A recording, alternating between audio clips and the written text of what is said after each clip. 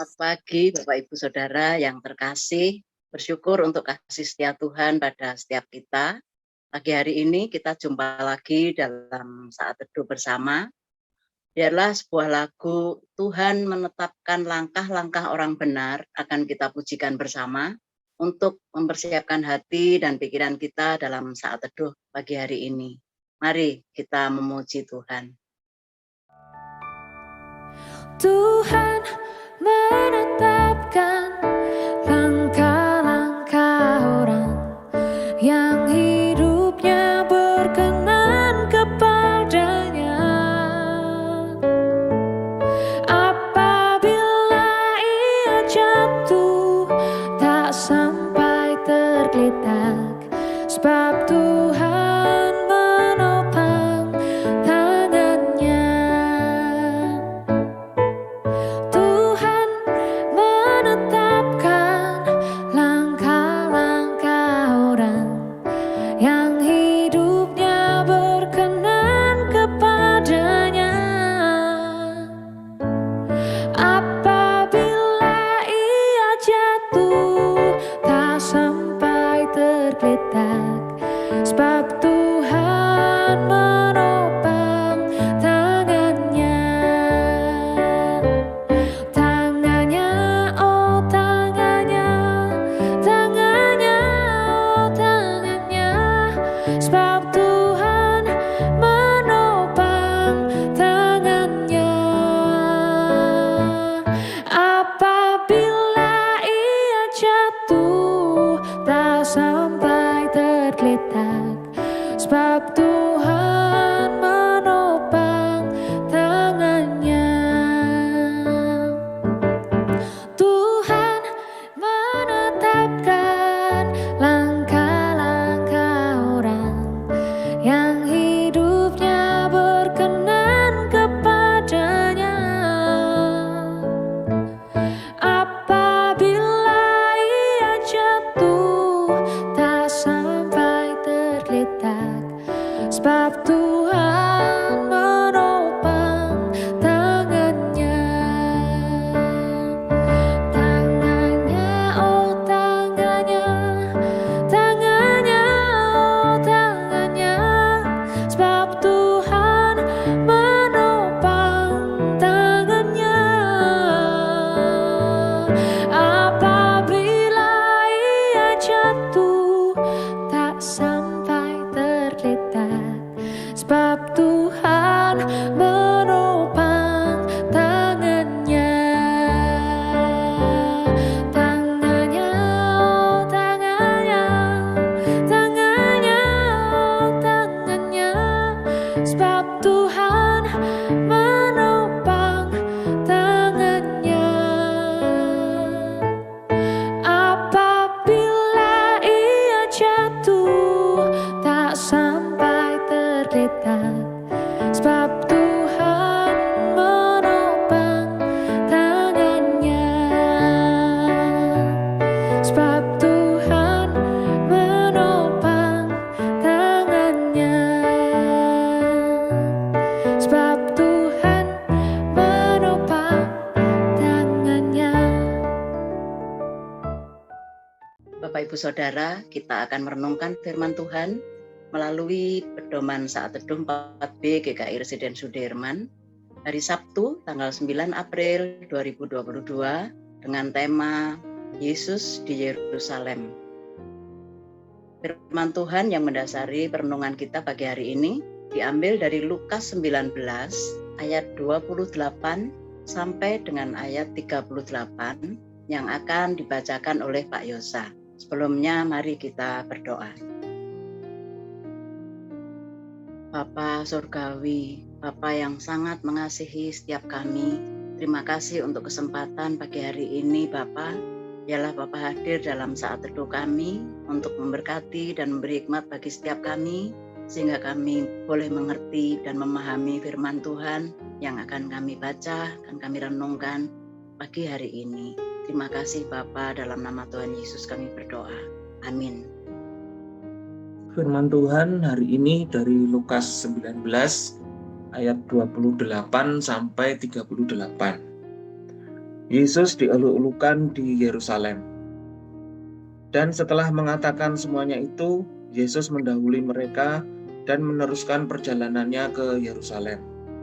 Ketika ia telah dekat Betfage dan Betania yang terletak di gunung yang bernama Bukit Zaitun, Yesus menyuruh 2 orang muridnya dengan pesan, "Pergilah ke kampung yang di depanmu itu.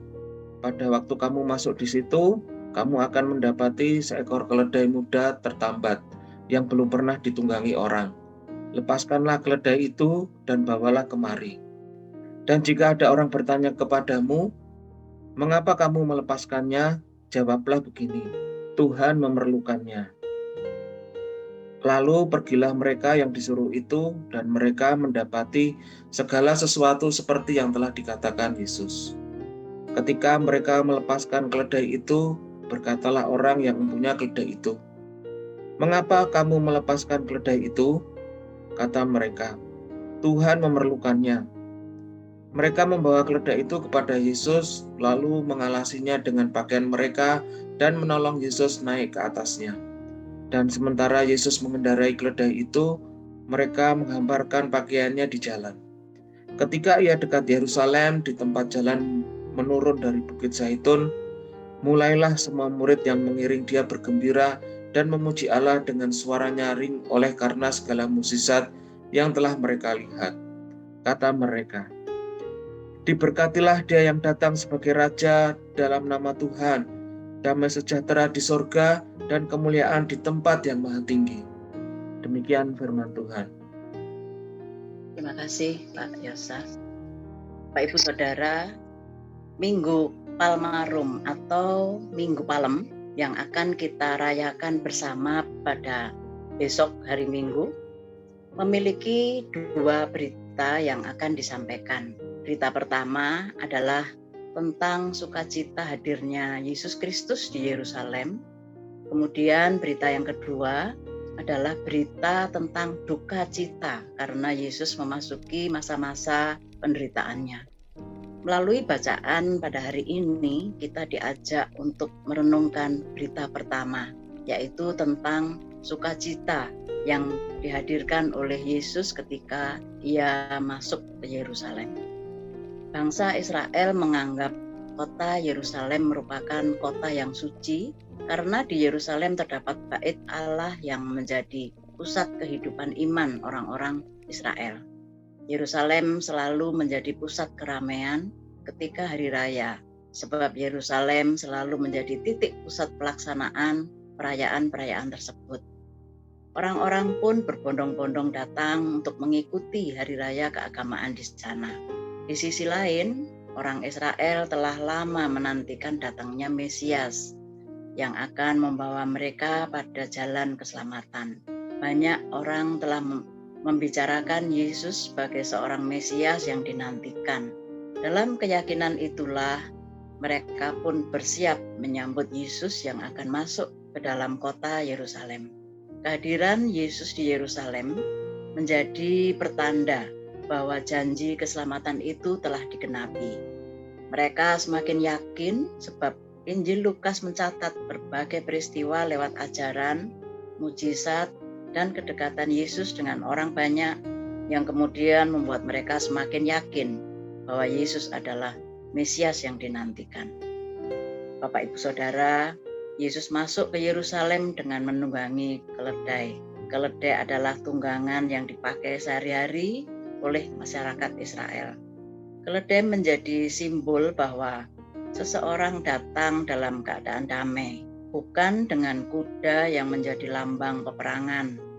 Dengan persiapan dan aksi menunggangi keledai dan masuk ke Yerusalem, sesungguhnya menjadi tanda bahwa Yesus datang sebagai Raja yang penuh damai. Tuhan memerlukannya menjadi sebuah ungkapan yang disampaikan oleh Yesus dan kedua muridnya ketika mempersiapkan diri masuk ke Yerusalem. Yang sesungguhnya juga menekankan tentang perlunya pesan Tuhan yang hadir dalam penuh kedamaian. Kesediaan orang-orang untuk menghamparkan pakaian di jalan menjadi simbol bahwa mereka menerima Yesus yang datang dalam kedamaian. Mereka membuka jalan bagi Yesus untuk dapat berkarya sebagai seorang Mesias yang sudah sejak lama dinantikan.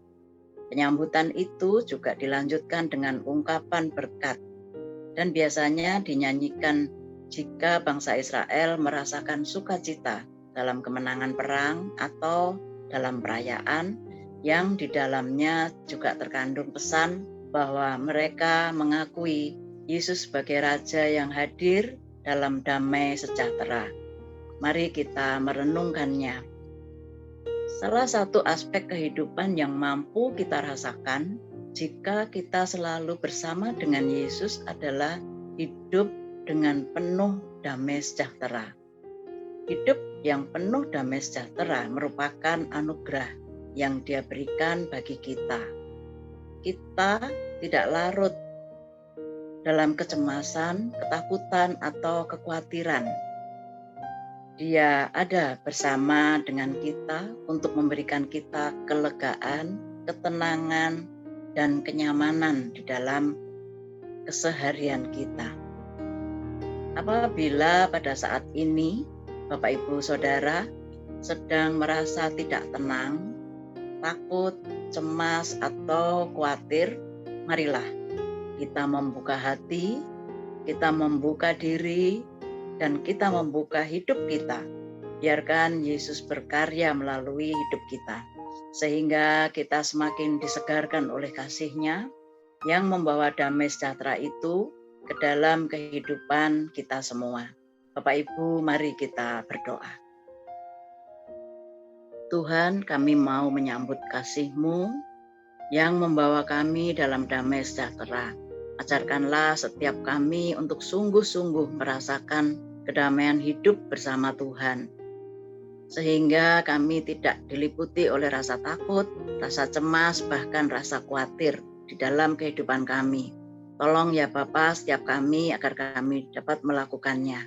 Di dalam nama Tuhan Yesus kami berdoa dan mengucap syukur. Amin. Bapak Ibu Saudara, mari kita merespon firman Tuhan pagi hari ini. Kita akan mencatat setiap berkat yang Tuhan hadirkan dalam hidup kita pada hari ini dan mendoakannya untuk mengucap syukur pada malam hari. Biarlah kita masing-masing dapat melakukan. Tuhan memberkati kita semua. Amin.